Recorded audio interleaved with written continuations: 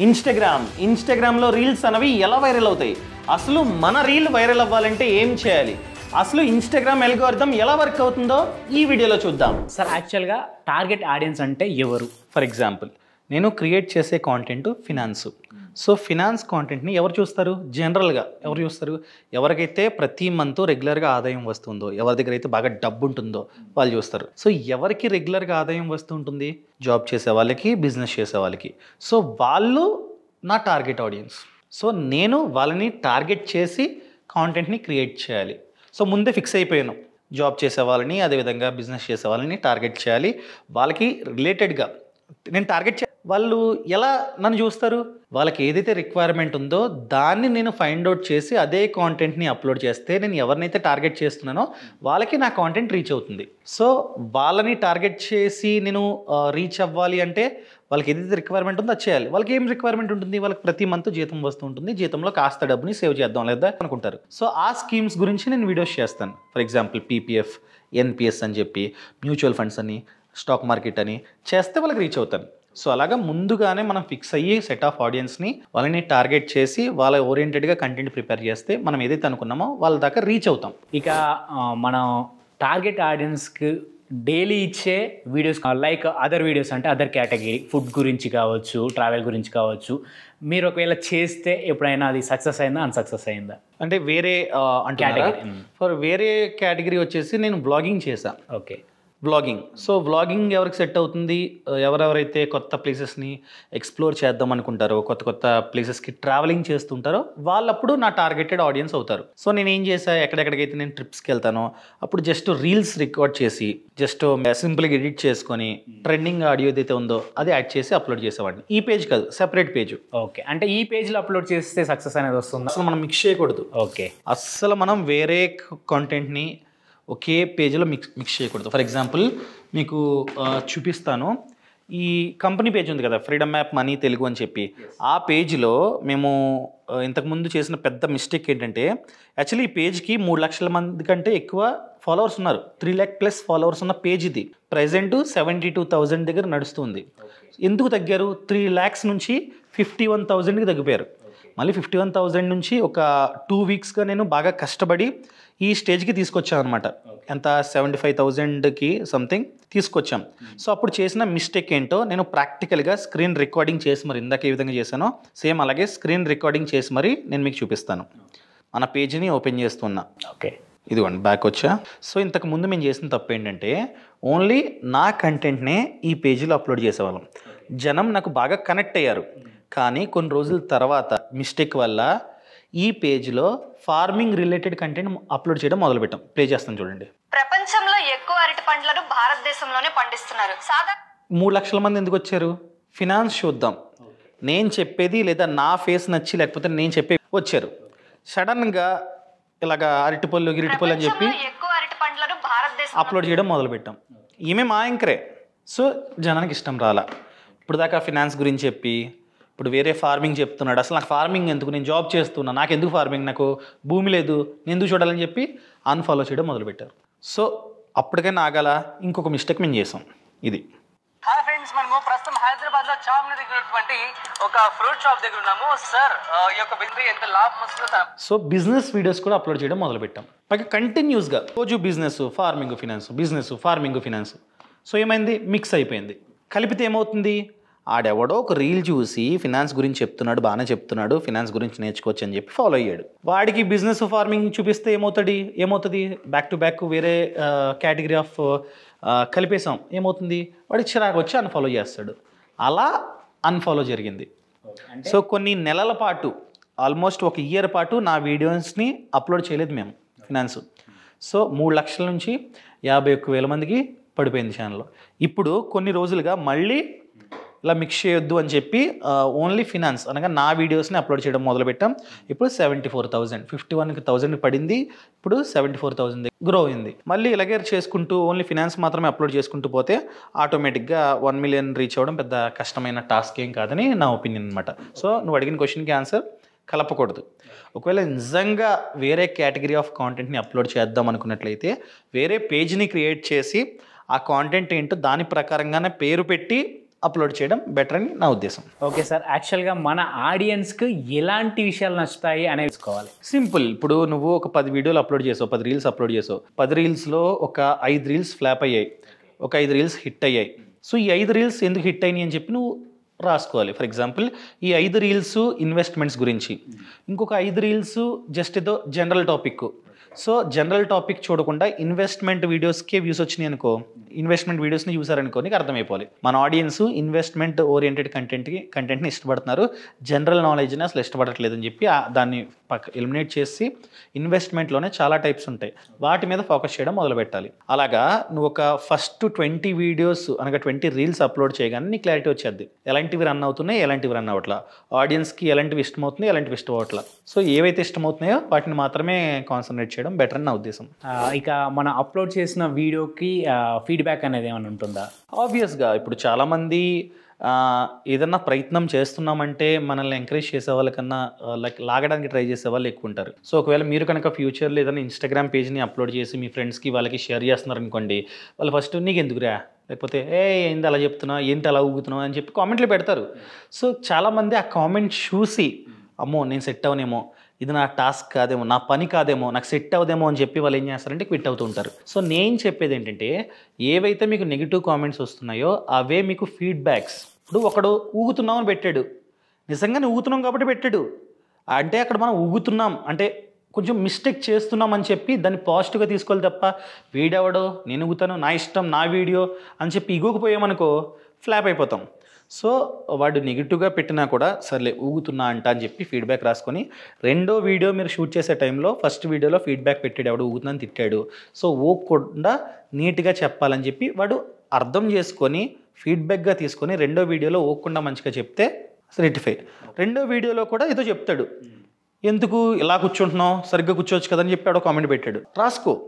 మూడో వీడియోకి అలా యాటిట్యూడ్ చూపించకుండా ఆడియన్స్కి నీట్గా కూర్చొని మాట్లాడటం మొదలు పెట్టాలి. అలా మనం చేసే ప్రతి వీడియోకి నెగిటివ్ ఉంటుంది. ఆ నెగిటివ్ని మనం ఫీడ్బ్యాక్లా తీసుకొని దాన్ని ఆ మిస్టేక్ని మళ్ళీ చేయకుండా రెక్టిఫై చేసుకుంటే కామెంట్స్ రావడం స్టాప్ అయిపోతాయి. ఫర్ ఎగ్జాంపుల్, నా కాంటెంట్కి ఇంతకు ముందు 10, 20, 30 నెగిటివ్ వస్తే ఇప్పుడు అసలు 1, 2 మహా అయితే, అది కూడా వెతికితే కనిపిస్తున్నాయి అనమాట. ఎందుకు? జనం ఏదైతే నోటీస్ చేస్తారో మిస్టేక్స్ని, దాన్ని నేను రెక్టిఫై చేసుకుంటూ వచ్చాను కాబట్టి ఆ మిస్టేక్స్ ఇప్పుడు వాళ్ళకి మిస్టేక్స్. ఓకే, ఏదైనా కంటెంట్ లైక్ చెప్పే విధానంలో కావచ్చు, మాట్లాడే విధానంలో కావచ్చు, ఇప్పుడు వాళ్ళకి మిస్టేక్సే దొరకట్లా. అలా మనం చేసుకోవాలి. అది ఆ నెగిటివ్ ఫీడ్బ్యాక్ అన్నది మీరు అన్నట్టు వస్తూ ఉంటుంది, దాన్ని మనం పాజిటివ్ వేలో తీసుకొని మనల్ని మనం తయారు చేసుకోవాలి. ఇప్పుడు రాళ్ళు పడుతూ ఉంటాయి, ఓకే, అలా రాళ్ళని మనం ఒక కోట కింద నిర్మించుకోవాలి తప్ప ఆ రాళ్ళని చూసి మనం వెళ్ళిపోకూడదు.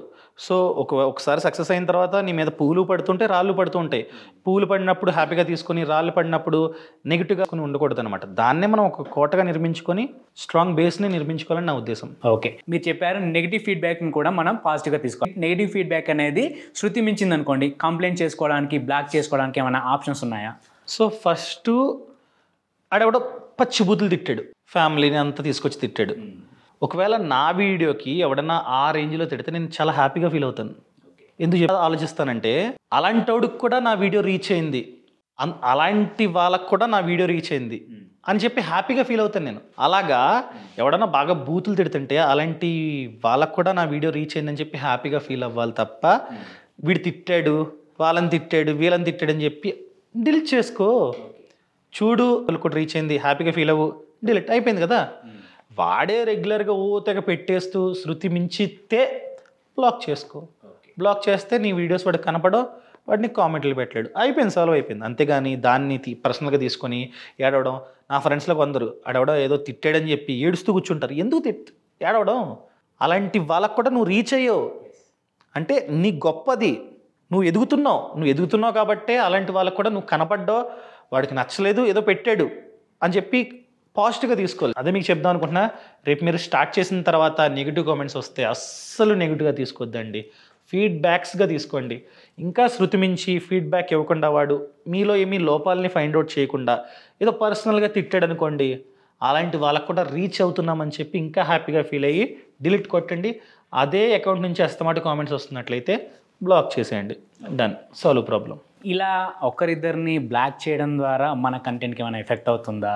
ఇప్పుడు అందరూ తిట్టరండి, లైక్ ఇనీషియల్ డేస్లో తిట్టినా కూడా గోయింగ్ ఫార్వర్డ్ మిమ్మల్ని పొగిడే వాళ్ళు ఎక్కువ కనపడతారు, తిట్టే వాళ్ళు ఒకటో ఇద్దరు కనపడతారు. అప్పుడు మీకు ఏమనిపించదు. ఇప్పుడు నాకు బాగా చెత్త బండ అనిపించదు, ఎందుకంటే నేను ఆ బూత్ ఒకటే చూసా, దాంతో పాటు 1000 పాజిటివ్ కామెంట్లు చూసా. సో ఎప్పుడైనా పాజిటివ్ కామెంట్స్ వచ్చినప్పుడు ఓతేగా నేనే తోపు, నాకు అడ్లేదు అనుకోకూడదు. నెగిటివ్ కామెంట్ ఒక స్టేజ్ వచ్చిన తర్వాత ఇన్స్టాగ్రామ్లో కానీ యూట్యూబ్లో కానీ ఏమనిపించదు. మిమ్మల్ని ఎంత బండ బూతులు తిట్టినా మీకు ఫరక్ పడదు, ఎందుకంటే ఆ వీడియో కాకుండా మీరు 1000 పాజిటివ్ కామెంట్స్ చూశారు. మీరు అప్పుడు హైగా ఫీల్ అవ్వాలా, రెచ్చిపోలా, అలాగే ఉన్నారు. సో అలా నెగిటివ్ కనపడినా కూడా మీ మైండ్, మీ మనసు అంతా కంట్రోల్లోనే ఉంటుంది అంతే. ఓకే, మళ్ళీ ఇంకా మన టార్గెట్ ఆడియన్స్కి మనం చేసిన వీడియో రీచ్ అయిందా లేదా అని చెక్ చేసుకోవడానికి ఏమైనా ఆప్షన్ ఉందా? మీరు శాలరీడ్ ఎంప్లాయీస్ని టార్గెట్ చేశారు, ఇన్వెస్ట్మెంట్ ఓరియంటెడ్ రీల్స్ అప్లోడ్ చేశారు, మీకు వ్యూస్ రాలా, దాని అర్థం ఏంటి? ఎవరికి రీచ్ అవ్వాలా? వాళ్ళకి రీచ్ అవ్వాలా. వాళ్ళకి రీచ్ అవ్వాలంటే ఏం చేయాలి? ఇప్పుడు ఒక్క శాలరీ ఎంప్లాయీకి రీచ్ అయిందనుకో, వాడు వాళ్ళ కొలీగ్స్కి ఒక 5-6కి షేర్ చేసే విధంగా మనం కాంటెంట్ క్రియేట్ చేస్తే మన టార్గెట్ ఆడియన్కి ఒక్కడికి రీచ్ అయినా కూడా వాడు ఆటోమేటిక్గా వాడి కొలీగ్స్కి షేర్ చేస్తాడు, ఆ కొలీగ్స్ ఇంకొక 5-6 కొలీగ్స్కి షేర్ చేస్తారు. అలా చైన్ మార్కెటింగ్ అంటాం కదా, నెట్వర్క్ మార్కెటింగ్, అలా అయిపోతుంది మన రీలు. సో నేను చెప్పేది ఏంటంటే షేరబుల్ కంటెంట్, సేవబుల్ కంటెంట్ని షూట్ చేసి అప్లోడ్ చేస్తే ఆటోమేటిక్గా మీరు ఎవరికైతే రీచ్ అవుదాం అనుకుంటున్నారో, మనం ఇన్స్టాగ్రామ్ రీచ్ చేయకపోయినా ఇన్స్టాగ్రామ్ ఆడియన్స్ రీచ్ చేస్తారు. ఓకే సార్, ఇక మనం ఇన్స్టాగ్రామ్లో ఆల్గరిథం అంటే ఏంటి సార్? సో ఇంతకు ముందే ఆల్రెడీ చెప్పాను మీకు, అల్గోరిజం బట్టే మన వీడియోస్ వైరల్ అవుతూ ఉంటాయి. సో ఫస్ట్ ఏం చేస్తుందంటే మీరు అప్లోడ్ చేయగానే మీ ఆడియన్స్ ఎవరైతే ఆల్రెడీ ఎగ్జిస్టింగ్ ఫాలోవర్స్ 1000 మంది ఉన్నారు, 1000 మందికి చూపిస్తుంది ఇన్స్టాగ్రామ్. ఓకే, ఈ 1000 మంది నుంచి పాజిటివ్ ఫీడ్బ్యాక్ వస్తాయి. ఫీడ్బ్యాక్ అంటే ఏంటి? ఇన్స్టాగ్రామ్కి ఫీడ్బ్యాక్ అని ఎలా తెలుస్తున్నాడు? సో ఆ వీడియోని ఎక్కువసేపు జనం చూసారనుకో, ఏవిడి ఆటోమేటిక్గా పెరుగుతుంది. ఈ ఏవిడితో పాటు వాళ్ళు లైక్ చేసి, కామెంట్ చేసి, షేర్ చేసి, సేవ్ చేసుకున్నారనుకో, that is nothing but engagement. ఇలా ఎక్కువ మంది చేస్తూ వీడియోని ఎక్కువసేపు చూస్తుంటే ఇన్స్టాగ్రామ్కి ఆటోమేటిక్గా అర్థమైపోతుంది వీడియోలో ఏదో ఉంది కాబట్టి ఇంతమంది రియాక్షన్ ఇస్తున్నారు, వీడియోకి షేర్ చేస్తున్నారని చెప్పి అర్థం చేసుకొని మీ ఆడియన్స్ని కాకుండా బయట వాళ్ళకి పంపిస్తుంది. ఎందుకంటే మనం స్క్రోల్ చేస్తుంటే ఏవో ర్యాండమ్గా కనిపిస్తూ ఉంటాయి. ఎందుకు? ఇన్స్టాగ్రామ్ వాటిని మనకి చూపిస్తుంది, ర్యాండమ్ ఆడియన్స్కి ఆ రీల్ని చూపిస్తుంది. ఎందుకు చూపిస్తుంది? ఆల్రెడీ ఆ వీడియోకి మంచి ఫీడ్బ్యాక్ ఇన్స్టాగ్రామ్కి వచ్చింది కాబట్టి ర్యాండమ్ ఆడియన్స్కి చూపిస్తుంది. అలానే మీ వీడియోని మీ ఫాలోవర్స్ కనుక మంచి ఫీడ్బ్యాక్ ఇస్తే ర్యాండమ్గా 1,00,000 మందికి, 1,00,000 మంది నుంచి మంచి ఫీడ్బ్యాక్ వస్తే 10 లక్షల మందికి అలా చూపిస్తుంది అనమాట. అలా వీడియో వైరల్ అవుతుంది.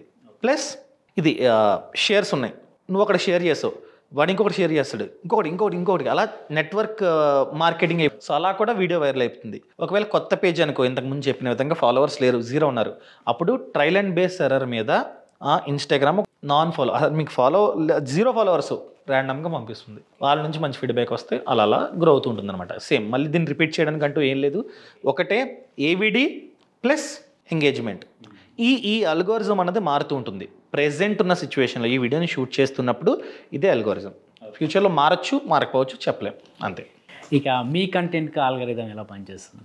సేమ్ చెప్పాను కదా, నేను మోస్ట్లీ షేరబుల్ కంటెంటే చేస్తాను, ఆడియన్స్కి యూజ్ అయ్యే కంటెంట్నే చేస్తాను. ప్లస్ చివరిలో చెప్తాను, వీడియోని షేర్ చేయండి, షేర్ చేయడం మర్చిపోకండి, మీ ఆఫీస్ వాళ్ళకి షేర్ చేయండి అని చెప్తూ ఉంటా.